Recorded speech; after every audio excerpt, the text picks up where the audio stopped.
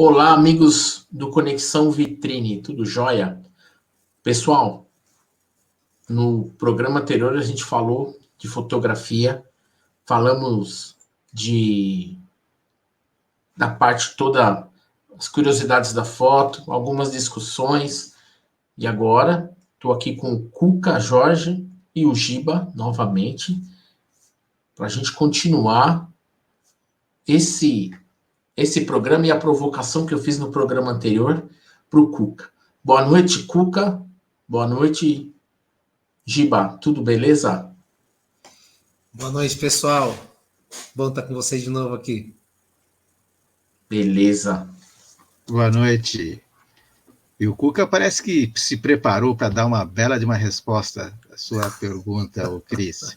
Ele falou que era bem interessante. O Cuca está invocado com isso, né? Ficou bravo. O bom do Cuca é que o Cuca é o seguinte, o Cuca, eu posso falar um pouquinho, né? Somos amigos, né? E ele vivia aqui angustiado no Ipiranga, às margens plácidas do Ipiranga. Aí ele descobriu que existe um paraíso não muito longe daqui, né? E ele foi viver uma nova vida. Então, o Cuca, da última década, já podemos falar assim, acho que já vai quase para 10 anos, o Cuca da última década é um novo fotógrafo, um novo homem que se relaciona com as imagens, né? Então, ele pode, do alto das montanhas, das alterosas, nos falar sobre tecnologia de uma forma muito mais light, né? Isso aqui, e uma hora ele tem que falar desse segredo, e enfim, aqui é que não cabe aqui na dinâmica do programa mais falar, mas ele pode nos falar que tecnologia você usa para fotografar insetos e bichos, coleópteros, aracnídeos, etc., como aqueles lá no fundo, né, da tela dele lá, olha lá. Nos louva-a-Deus. Bonito. Já falei demais, agora é com vocês. Cuca, os músicos, vou repetir, os músicos não gostam muito do digital. Falam que estraga. O Celso qualquer hora vai comentar para a gente o que é isso daí. E o fotógrafo? O que ele acha da câmera digital, do celular? Aí, no programa passado você falou, o pessoal fica só clicando e descartando, tira 30 fotos para pegar uma. E aí? Como é que é? Então, na verdade é o seguinte, uma visão que eu tenho, começa de uma visão que eu tenho, que é o seguinte, se o Niepce, aquele que fez aquela famosa foto do telhado em frente ao ateliê dele, uma exposição de 8 horas, que foi a primeira foto, considerada a primeira foto que foi feita, se ele conhecesse eletrônica como já se conhecia nos anos 80 e 90, ele teria inventado a foto digital. Ele não teria feito aquela foto com chapa de estanho e nem o da Guerre teria inventado a guerreótipo. Eles teriam inventado a foto digital. Porque é uma evolução tecnológica que é natural para a evolução do ser humano, que vai desenvolvendo tecnologias. Então, os fotógrafos que eu posso falar da nova geração, eles amam a fotografia por causa de tudo que ela traz de facilidade para o trabalho do fotógrafo, por causa do controle maior que ele pode ter em relação às variáveis, até em relação a ruído. Então, essas coisas todas permitem muito mais controle. Então, o fotógrafo gosta, sim, da foto digital, e os mais antigos da minha geração, muitos têm uma mágoa da foto digital porque acabou perdendo muito mercado, não porque não tem se atualizado, né?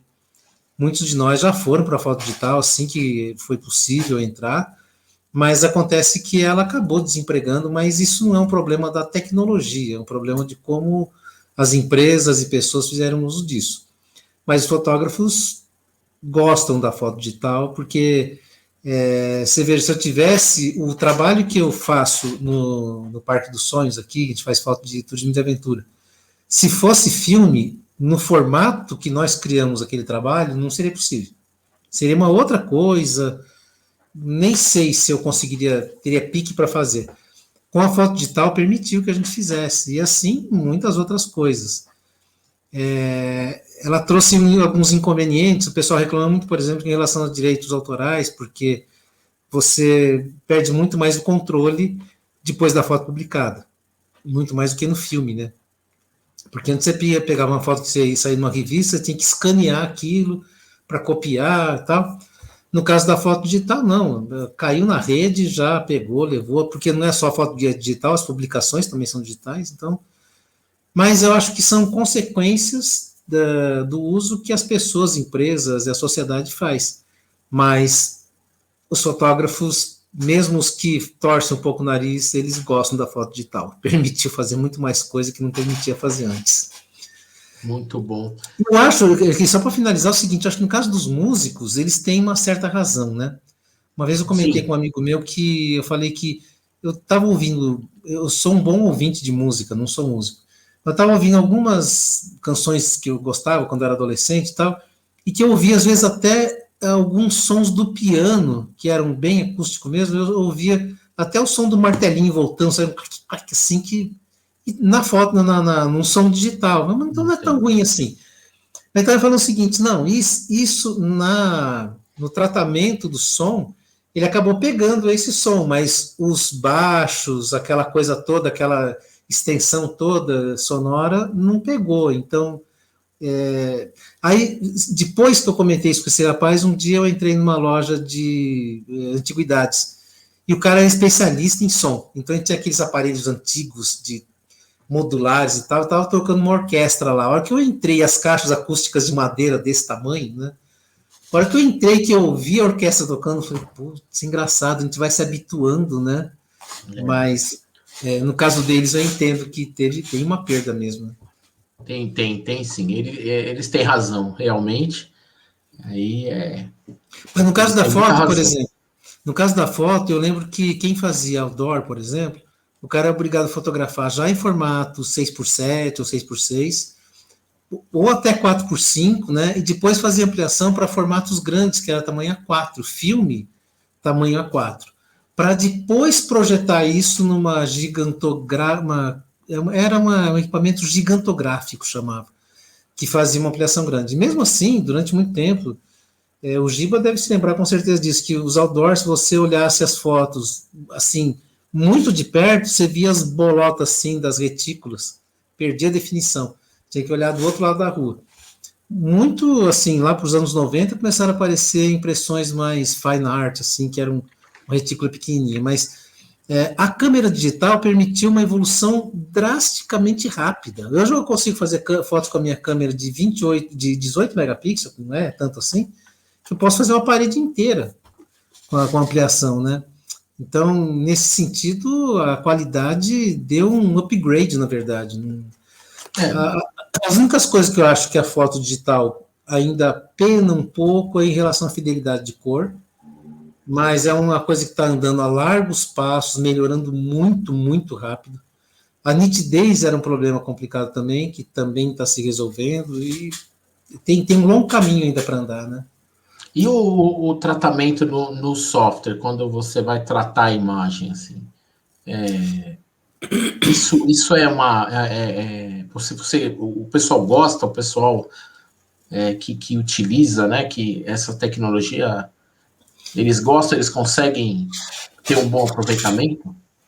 Então, isso eu achava que os mais jovens só faziam assim, mas já descobri, tem colegas meus bem jovens aqui na cidade que não suportam ficar tratando imagem, né? E isso é uma coisa que eu sempre falo para os meus alunos, assim, a gente tem que tentar obter a melhor foto na hora da tomada, para tratar o mínimo possível, que é o que a gente fazia antes no filme, né? Tem uma coisa curiosa, né? Que eu falo assim, os puristas dizem, foto digital não é foto, porque o cara faz, depois ele trata tudo lá e fica bom. Tempo do filme que era raiz, a gente fazia... Sim, só que o cara não via no laboratório a manobra que o laboratorista fazia para corrigir curva de cor, às vezes, que ele tinha feito com lâmpada fluorescente, ou que tinha ficado um pouco subexposto, então o cara dava... não sei se você chegou a ver isso, Cris, mas no verso da foto, você pegar uma foto que sai empleada de um laboratório, olhando atrás, tem uma sequência de números. Às vezes tem data, você já viu isso? Já tem reparei data, na revelação, né? tem o código de entrada do filme, umas coisas lá, e depois tem assim um monte de NN100NN, um monte de coisa assim. Tudo aquilo são correções de filtro, né, na foto colorida. Que o laboratorista, na hora que ele vai fazer, ele percebe que tem alguma coisa para corrigir, ele corrige. No caso do filme, isso era constante.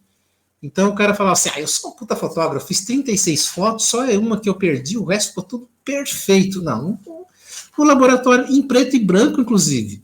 Eu também fazia correções em laboratório em preto e branco. A gente fazia máscaras para iluminar mais uma área da foto do que em outra. Cada fotógrafo fazia seu conjuntinho lá de máscarazinhas para fazer e tal. Era um trabalho artesanal. E hoje, boa parte disso se faz no Photoshop. É o nosso laboratório digital.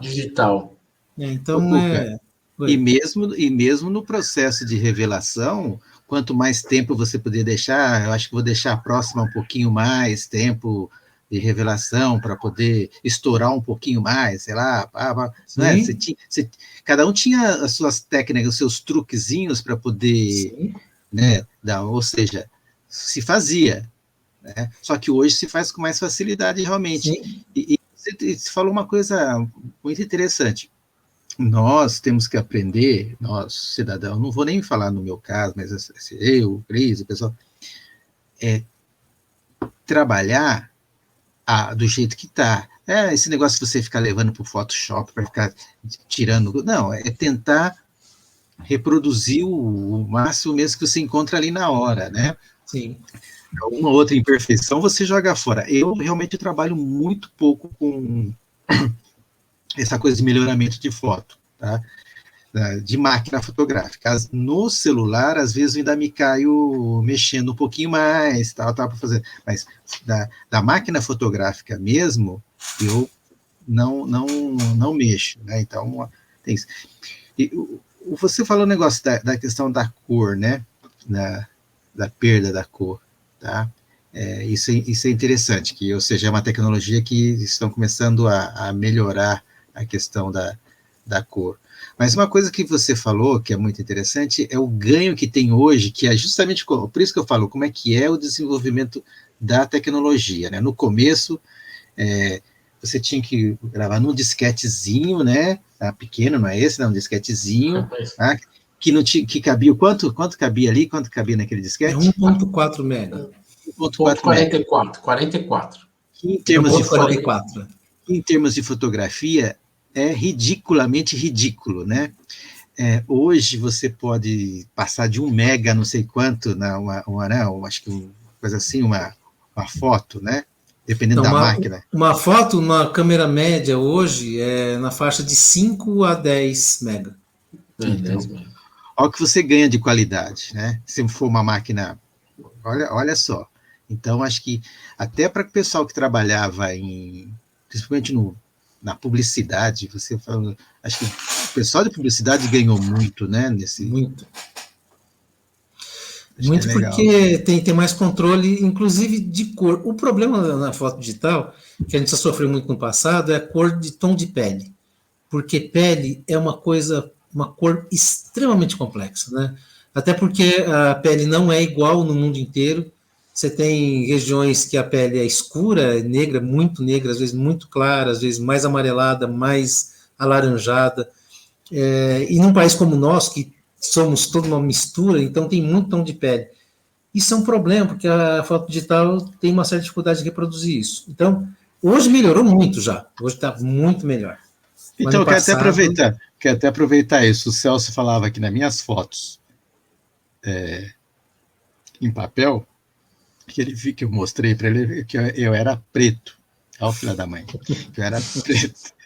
E que agora eu estou branco. É isso, as fotos digitais, até para aproveitar as fotos digitais deixam um tom de pele, principalmente do afrodescendente, mais clara? Olha, eu não sei exatamente se mais clara, né? A dificuldade de representar a cor é que acho que leva a uma distorção que às vezes pode deixar mais claro, sim, principalmente por causa da iluminação. Porque o iluminante, antigamente era assim, tinha filme de 5.200 Kelvin, que era a luz do sol, e tinha o tungstênio, que era 3.600, se eu não me engano. Então, eram duas temperaturas de cor, basicamente, que a gente tinha. E hoje, muita gente fotografa no ajuste automático de cor, né?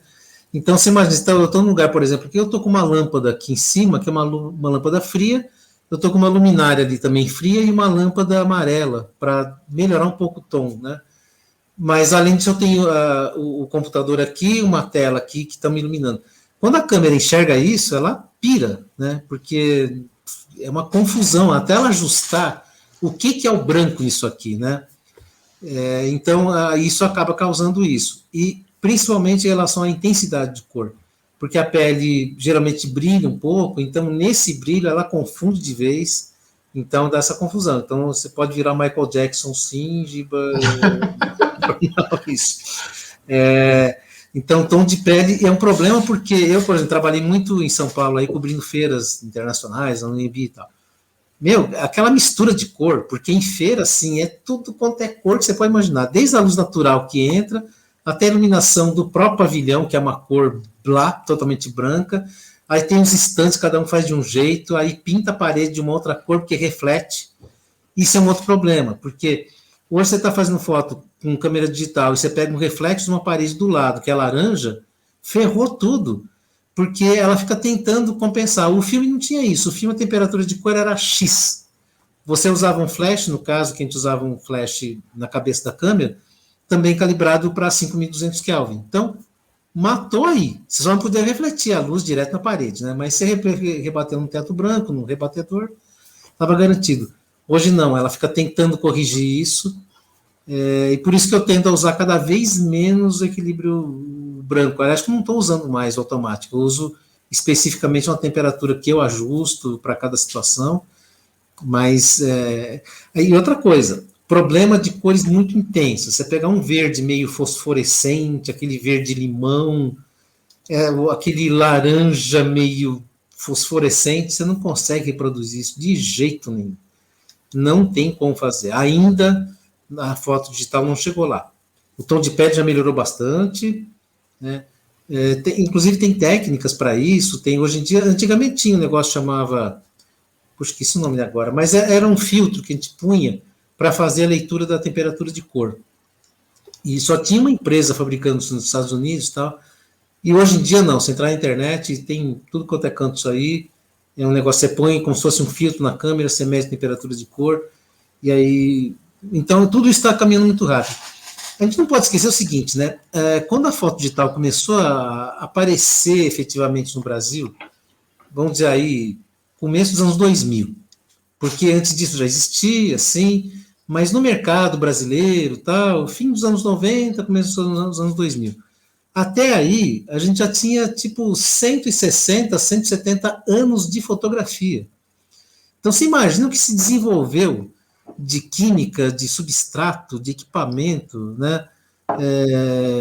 De cor para foto colorida. E aí entrou a foto digital. Nós estamos no engatinhar da foto digital. Eu acho que a gente tem muito chão pela frente aí, né? Tem muito caminho para percorrer. Muita coisa vai melhorar. A gente falar em tecnologia que apontava como a melhor coisa, eu fiquei um tempão defendendo uma coisa que era o 3X. 3X, não, X3. Que era um sensor fotográfico. Não sei se vocês já entenderam como funciona isso, mas o sensor fotográfico é um plano, né? Cheio de sensorizinhos, pontos sensíveis à luz, são os pixels, né? São os pixels físicos. E eles são divididos em 3 partes. 2 delas são 2 cores, a outra metade é uma outra cor. Acho que o grande é o azul, depois tem o verde é um, e o vermelho é o outro. Então, isso a luz passa por filtros que atingem os pixels e formam as cores na foto. Mas está tudo num plano só.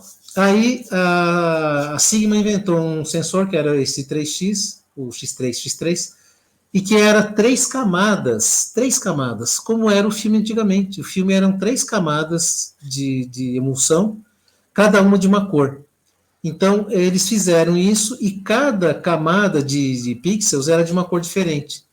Cara, esse é o estado da arte, porque você tem toda a cor, uma invasão de cor. Tanto assim que um sensor de, sei lá, 10 megapixels desse tipo, ele equivalia a um de 30, 40 de um sensor, de um CMOS ou um CCD. E eles equipavam só a câmera da Sigma mesmo. Eles não, a empresa Foveon que desenvolvia só equipava a câmera da Sigma. E eu ficava torcendo para o dia que isso ia migrar para as outras. E não foi. E eu tenho certeza que não vai mais. Né? Não aconteceu. Eu achava que tinha tudo para dar certo. Não deu. É uma pena. Tecnologia é assim. Às vezes a pessoa gosta e o mercado não. E aí o mercado que dita, né, o consumo, né? E aí... E até por causa das plantas, né? Porque você imagina, o que tem de planta de CMOS e CCD no mundo afora, né, de sensores, tem alguns fabricantes, mas são fábricas muito especializadas, custam uma fortuna para fabricar isso. Aí vai parar a fabricação disso para começar a fabricar uma outra coisa. Não foi. São esses descaminhos que a gente tem, né? Cuca, vou fazer aqui tipo não é uma provocação, mas uma reflexão. A gente está falando aqui de máquina fotográfica, máquina que você é o sujeito, você que domina, você que pega, você que controla. Mas pensando em futuro, nós já estamos caminhando para modos em que a gente não tem um controle, que se fotografa automaticamente, né? E aí é o desenvolvimento das máquinas autossensíveis, vamos dizer assim, né? Autossensíveis, etc. Isso é uma coisa. A outra coisa é o seguinte, será que vai chegar um momento em que a gente vai estar no momento cybercorp aí, em que no seu óculos aí você já vai andar com uma máquina fotográfica que você não, sei lá, num piscar de olho, algum movimento, você vai fotografar aquele instante que você deseja? Você acha que a gente chega lá? Eu acho que chega. Em termos de tecnologia, isso... Até porque, olha a coisa curiosa, né? Eu já soube que tem empresas que têm tecnologia guardada, que eles não lançam por causa do investimento já feito em tecnologia que já está no mercado. Em suma é o seguinte, você imagina que o cara gastou 10 anos de pesquisa e desenvolvimento para desenvolver um produto, sei lá, um celular assim. Aí ele põe no mercado. Aí precisa ter o retorno do investimento, né? Então, pagar o investimento que ele teve para depois disso tirar o lucro dele. Então, né, dentro da economia de escala, o cara faz os cálculos dele. Só que ao mesmo tempo que 10 anos ele está desenvolvendo isso, há 5 anos atrás ele começou a desenvolver uma outra coisa. Depois ele chegou à conclusão, logo depois de lançar isso aqui, que ele pode fazer um celular que ele pode dobrar, enfiar no bolso, pode tomar chuva, você pode comer em caso de passar necessidade. Só que se ele lançar, ele vai perder o investimento daquilo que ele fez, né? Então já existe situações assim, que a indústria tem um banco de reserva. Então eu acho que isso que você está falando, Giba, com certeza logo chega, e soluções que a gente nem imagina. Vocês já viram essa questão de inteligência artificial, como é que está, né? A gente tem, por exemplo, uma limitação na fotografia digital, que é a interpretação de luz, por exemplo, que a gente tem no nosso olho. Eu estou olhando para vocês aqui, minha visão periférica está pegando lá a parede, o corredor que está com a luz apagada, e eu estou vendo lá a caixinha de distribuição, quadro de distribuição de circuito lá. Eu estou conseguindo ver, está no escuro. Se eu for tentar fotografar isso aqui, vai sair só a tela do computador, não vai sair mais nada, porque as câmeras não conseguem ainda ter uma latitude, que a gente chama, né, de conseguir pegar altas luzes e sombras, né, não consegue fazer isso ainda. Mas a gente está falando de inteligência artificial e já tem indícios aí, inclusive, não vou aqui dizer dados porque eu não tenho certeza, né? Mas eu já vou dizer que eu já ouvi falar, assim, em sites bem conceituados de notícias, né? Que não existe hoje um exército de cibernético, porque o limite disso é o bom senso, saber se está na hora de atirar ou não. Se deve atirar numa certa situação ou não. Ainda a inteligência artificial não consegue dar conta disso, não é seguro ainda que ela dê conta disso. Mas você imagina que um equipamento desse consegue ter essa latitude de enxergar cores e profundidade de luz em tudo quanto é canto. Então, acho que essas coisas todas são desenvolvimentos rápidos e que acontecem de uma forma exponencial, né? Engraçado, o conhecimento ele não vai se somando, ele vai se multiplicando, né? Porque se eu tivesse que inventar a roda para fazer o carro, ia demorar muito tempo. Já tem a roda, já tem um monte de coisa. Então o conhecimento vai se multiplicando, né? Eu me sinto de uma certa forma privilegiado que dos anos 2000 para cá, fim dos anos 90, mas basicamente dos anos 2000 para cá, o desenvolvimento que eu vi na fotografia foi uma coisa assim que é assustador, é absolutamente assustador. Né? Então, a velocidade foi muito rápida. Desde que começou isso, foi tudo rápido demais. Né? Estou vendo que hoje em dia você tem celulares aqui, atrás o meu só tem uma câmera, né? Na verdade, tem 2 câmeras. Tem celular assim, tem 6, 8 câmeras. Sei lá. É tudo câmera. Uma coisa meio impressionante. Os caras já estão inventando um celular que a câmera fica aqui no meio da tela. Você não vê a tela. Não vê a câmera. Ela está aqui dentro da tela. Você não consegue ver. Então, por isso eu acho que essa história de câmera embutida em óculos meio que já está a caminho, né? Não sei não se já não tem coisas em teste já em algum lugar por aí. Uma outra coisa é a questão da... Só uma coisa, a questão da... Não estou ouvindo, peraí. Não, pode falar, agora estou ouvindo. Que essa tecnologia, você já está, de certa forma, algumas já são empregadas nessas fotos da NASA lá, ou da própria China, nas seus ações fora da Terra, né? Então, as fotos que a gente está recebendo de Marte, a foto que a gente tem recebido do espaço, é uma tecnologia impressionante, porque você imagina aquela foto ser enviada, né, via sei rádio, lá, laser, sei lá o que é aquilo, né?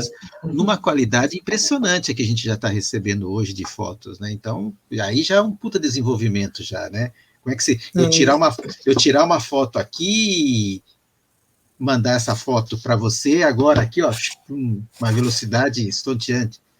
Por falar nisso, eu posso contar uma historinha que tem a ver com essa história de transmissão da foto?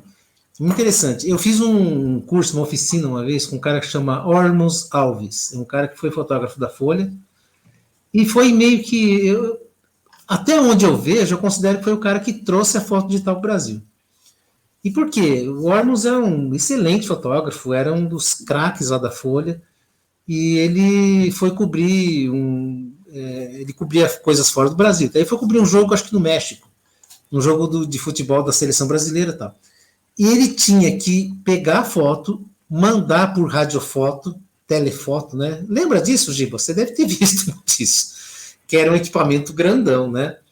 Ele descreveu que era uma mala. Quem acha que trabalhou com essas coisas tudo aí, essas coisas, foi o pai do Homero.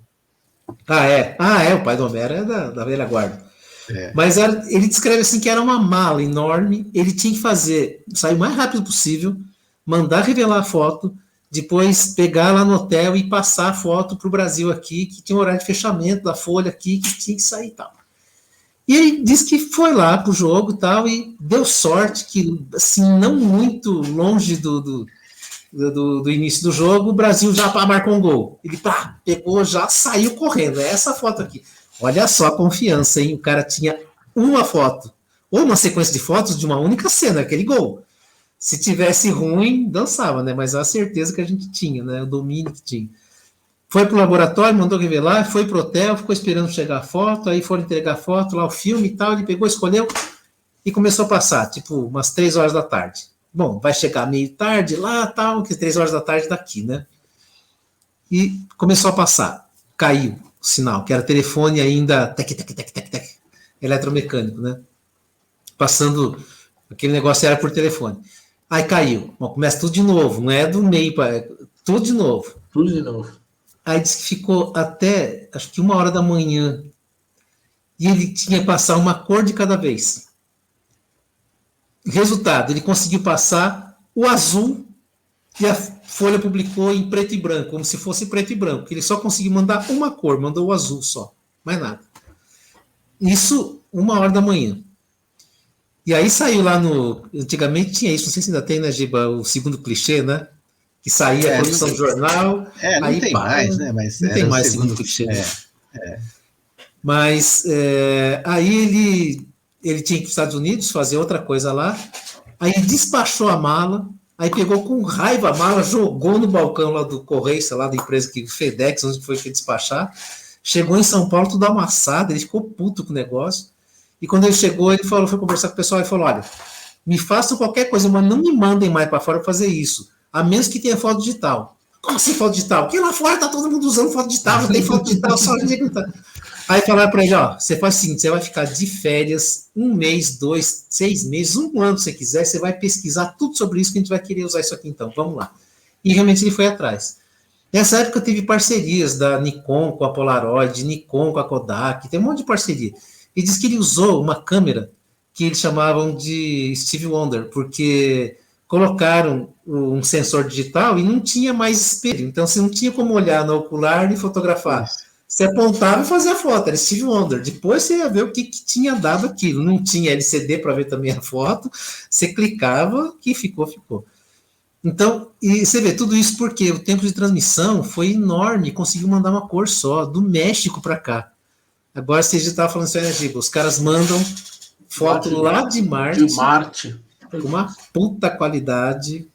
Melhor que o gol do Brasil que o Ormus conseguiu mandar para cá, né? Como é que as coisas evoluem. É verdade. O Giba estava falando aí de futuro e tal. As câmeras, a tendência é ter as câmeras inteligentes, né? Que você pode controlar os movimentos oculares e até ondas cerebrais. Isso aí é uma tendência. Nossa, que pode acontecer usando aí a inteligência artificial. Eu acho que, assim, falando um pouco de transmissão, né? Você consegue hoje fazer as fotos, né? E transmitir para o driver, para a nuvem, né? E aí o cara já pega na hora lá, não importa se é 50 mega, o cara vai lá, pega, baixa, e com o 5G isso vai melhorar bastante também, essa questão de download e tal, de troca de informação. Então, vai ajudar bastante. Quando eu fiz essa oficina com o Ormus, ele falava que ele conseguiu descobrir até, olha só que sacanagem. Agora eu posso falar que o tempo já passou, né? Mas ele conseguia plugar em fio de orelhão. E tinha jacarezinhos que já sabiam onde passar o fio de orelhão e clipava lá para conseguir mandar um negócio que precisava de uma linha telefônica. Mas por quê? Conseguia mandar da rua, né? Dependendo da situação, lá no meio do nada ele conseguia mandar a foto.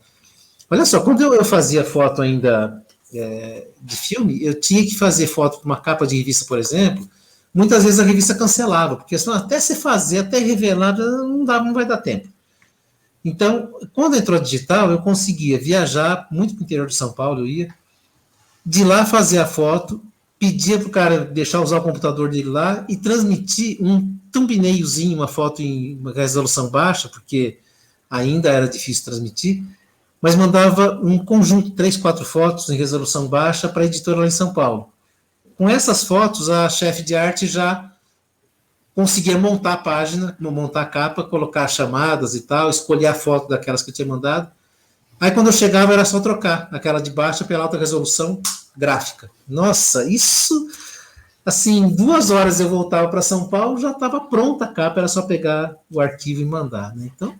essa foi grande... Então, você não tem saudade disso, né? Assim, ó. Nossa Senhora, Ó, já que é para falar disso, Giba, aliás, essa Pentax aí, fantástica, viu? Acho que é a MA1 essa aí. Essa câmera é fantástica. A lente que vinha nela tinha um coating meio dourado e que era perfeita. Essa outra Pentax aqui, acho que é a Camil, a famosa Camil. Nossa, que maravilha. Ó, por falar em Camil, vou dar um passo atrás para mostrar isso aqui, ó. Que acho que muita gente já viu, o Giba já conhece, mas o Cris acho que não. Não. E os nossos net espectadores provavelmente também não. Isso aqui é uma Agfa, uma câmera Agfa, que é dos anos 50, acho. É uma câmera alemã, made in Germany. Então, a câmera é uma Agfa Isolette. E olha só, o formato do filme dela era esse aqui, ó, que era um filme grandalhão, era um rolo desse tamanho. Ops, cadê a câmera? Um rolo desse tamanho aqui. E essa câmera aqui, ela fazia, com esse formato 6x6, ela fazia 12 fotos. Não, ela fazia 12 fotos. Muito mais tarde, assim, eu usei essa câmera, eu aprendi a fotografar com essa câmera aqui. Eu sou raiz mesmo, não é Nutella, não. Essa aqui não tem fotômetro, não tem nada, era tudo regulado na mão. Você tinha que olhar e falar assim, estou com ISO 100 aqui, isso aqui é 1/30, diafragma 8. E vai na fé, né? E muitos anos mais tarde trabalhei com uma Pentax 6x7, que era esse mesmo tipo de filme, só que era 6x7, então dava 10 fotos só. Agora você imagina você fazendo fotojornalismo no meio da rua, correndo na Paulista com uma câmera dessa, sabendo que 10 clicadas depois acaba o filme, você tem que parar, enrolar o filme, tirar e pôr o outro filme e enrolar de novo, né? Mas nesse mundo da Camil aí, Camil era uma câmera muito usada para estudantes, né? Todo aluno de jornalismo e fotografia começava com a Camil. E não era só a Camil, era essa prática também aqui, ó, que o Giba conhece bem, prática MTL5. Né? Eu tive uma MTL, mas a minha é MTL3. Usei muito essa máquina aí. Né? Já era Aprendi muito com ela. Era uma câmera de obturador de plano focal, de cortina, né? Ele tem aqui, então a gente transportava o filme, depois fotografava e ela abria e fechava assim. Acho que não deu para ver que é muito rápido, né? Mas vou deixar ela mais lenta. Então ela abria e expunha o filme à luz, né? Aí, ó. Viu que ela abriu e fechou. Isso aqui era o nosso dia a dia. Então teve a Pentax, que era uma câmera muito usada, essa prática aqui, essa câmera aqui é um tanque de guerra, né? Você pode passar com um trator em cima dela que ela não vai nem perceber, continua fotografando. E outra era a Zenit também, que o Giba conhece bem. A Zenit era dessa categoria também. São todas câmeras muito robustas, né? Mas eram todas mecânicas. E aí veio uma coisa interessante, né? Nessa época precisa saber um pouco de fotoquímica, de filme, né? Mas a câmera era a câmera. Deu um defeito mecânico, você não tem que fazer, vai para a oficina. Agora você tem que entender que processador que é, quando você vai comprar a câmera, saber que processador que é, quantos FPS ela faz, qual o booster, uma série de coisas que hoje envolve, que não é mais a mesma coisa. E também o desenvolvimento Não estou ouvindo, peraí um pouquinho, peraí. O desenvolvimento das lentes, né? Você tinha as lentes da Zeiss, né? Que eram ótimas, né? Então, se você tinha sabia a diferença de uma lente, da lente mesmo, eu digo do material lente mesmo, né? Da qualidade ótica. Da qualidade ótica mesmo de cada lente. E essa daí é impressionante. Sabe uma curiosidade sobre essa máquina, o Cuca? Aqui, um minutinho aqui, Giba, aqui no seu programa, Cris. Essa máquina, ela era feita na Alemanha Oriental. E ela era feita pelos prisioneiros da Alemanha Oriental. Os prisioneiros que eram feitos nas cadeias lá. E ela, como você disse, ela é um pé da Pentax, né? Uhum. Ela é a prática é um pé da Pentax. E então a Pentax tinha lá na Alemanha Oriental essa divisão, né? Se você pegasse, não sei se você tem a caixa dela aí ainda, todo o material está lá, Alemanha Oriental, todo... Como é que ela vem escrita aqui embaixo, ó. A Pentacom, Made in German Democratic Republic. Isso. Democratic Alemanha. E tem uma coisa interessante, né? Porque os países do leste europeu, os países socialistas e tal, eles tinham essa característica, eles não queriam fazer um produto para para descartar daqui um ano, vai comprar outro, ser uma tecnologia mais nova, então eu quero jogar isso aqui fora e comprar um novo.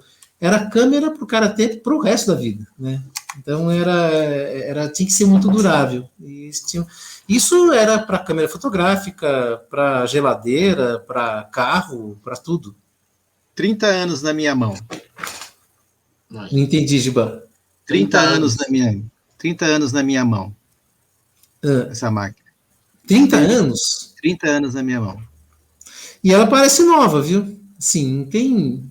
É perfeita. Era a única máquina que eu tinha.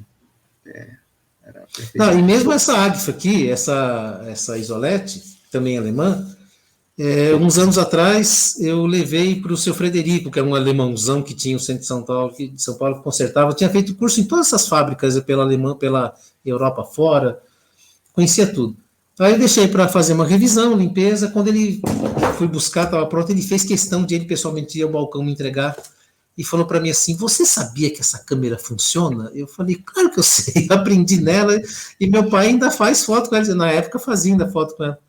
Ele falou, você não quer falar com seu pai, ver se não quer me vender essa câmera? Eu falei, pode esquecer, viu? Essa aí, ele não vende, e o dia que ele não for mais usar, já tem dono que sou eu, ele não vai sair daqui. E ela até hoje, se botar um filme nela, ela fotografa, tá em perfeitas condições, né? Incrível. Eu estava falando anos 50, mas na verdade não, anos 40 essa foto, porque eu soube de uma história de um cara que ficou prisioneiro no campo de concentração e ele tinha uma dessa, Isolete. E quando ele foi preso, ele conseguiu enrolar ela em pano, couro, sei lá, na época não tinha plástico, né? E enterrou antes que os alemães enfiassem no campo de concentração. E quando ele acabou a guerra, ele conseguiu sobreviver, não sei em que momento que ele foi preso, quando ele conseguiu ser libertado, ele foi lá, cavou e a câmera estava lá. Ele recuperou a câmera e continuou usando. Então, tem muitas histórias. Mas é interessante, em contrapartida, falando das câmeras digitais, elas têm uma vida mais curta, né? Elas não têm essa longevidade. Tem mais, o material é um plástico, é igual ao carro, pô. O para-choque é de plástico, bateu, já era. Ela cai da mão do cara que tá lá tirando a foto doidão lá, já era. Não, pra você ter uma ideia... O Cuca, não, termina aí que depois eu quero falar um negócio. Só rapidamente, o Cris tinha falado de uma câmera, a T50, ele tinha comentado, né? A T50 foi uma família importante da Canon, a família T, né? Teve da 50 até a 90. Eu trabalhei com uma T90. Eu comprei essa T90 usada, ralei, inclusive no sindicato lá, a gente ia para a greve de manhã, tomava chuva, umidade, e a T90 lá, parruda, nunca reclamou da história. Aí quando eu parti para a EOS, que foi essa outra família Canon aqui, que foi marcante, essa aqui é uma EOS 1N de filme, belezinha, essa aqui também, se eu botar filme nela, ela volta a funcionar, tá perfeita. Eu amo essa câmera aqui. Mas eu vendi minha T90 pela internet, um cara de Santa Catarina comprou, ficou feliz da vida. Agora, as minhas câmeras, a primeira câmera digital, ela está funcionando ainda, mas está um bagaço. Você olha assim, ela está destruída. Mas ela funciona, perfeita. É uma 10D. Já a segunda câmera, a segunda câmera ainda também está um bagaço.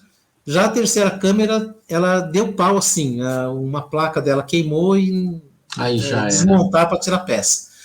E com as câmeras antigas não acontecia isso. Elas era como carro. Você comprava uma, depois de 1 ano, 2 anos, você vendia, você punha um negócio, comprava uma mais nova. As digitais não têm essa capacidade, não tem mesmo. O Cris, você tá para encerrar aí, mas eu não posso provocar o Cuca, se ele tem saudade de andar com esse treco aqui, lotado de filmes, lentes, e lentes, que ficava até corcunda de tanto peso, e hoje não precisa mais, né? Eu tinha um desse, o Jorge Araújo, da Folha de São Paulo, ele desenvolveu um colete desse, eu usava durante um bom tempo. Chegou uma hora que eu não aguentava mais, porque o peso aqui, eu lembro que era aqui no pescoço, porque ficava todo pesado assim, né? Um monte de lente. Nossa, que loucura. E filmes, né? E filmes, e um monte de coisa, e flash. Mas era interessante, eu dirigia dentro de São Paulo com esse colete, porque não dava tempo de parar, pegar, porque é pauleira, é rua, o negócio é fotojornalismo, é uma coisa assim que ferve o sangue, uma delícia. Então eu dirigia já com aquilo, cheio de lente aqui pendurado, eu lá dirigindo.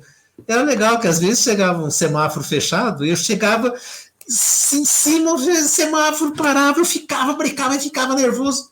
Teve guarda, muitas vezes guarda de trânsito, né, que olhava, parava e mandava eu ir, porque eu estava fantasiado de repórter. Era muito engraçado isso, muito interessante. Bacana, eu vejo que na fotografia é muita técnica, luz, lente, flash, tudo aquela. Eu vejo você falando aí, né? Eu falo, é muita técnica, tem que estudar bastante e sempre estar se atualizando, assim como é na tecnologia, né? A gente tem que sempre estar se atualizando. Então acho que tem que se atualizar, porque se na câmera é tudo muito parecido, né? Assim, velocidade, ISO, diafragma, essas coisas continuam iguais.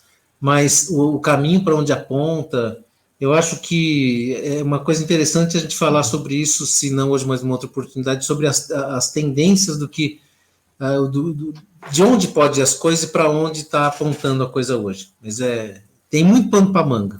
Fotografia tem muito assunto. É verdade. Bom, Cuca, quero agradecer aí a sua presença no nosso programa. Foi uma delícia o papo, foi muito bom. Sou seu fã. Muito obrigado mesmo. Prazer estar aqui. Eu que agradeço. Giba, mais uma vez a oportunidade. Pessoal, agradeço aí os likes aí, né? A divulgação, os amigos aí sempre ajudando. E lembrar vocês para se inscrever no canal Vitrine do Giba, seguir lá o Giro da Vitrine, o Conexão, curtir, compartilhar. Vai aparecer aí embaixo, Giba, é isso? Beleza.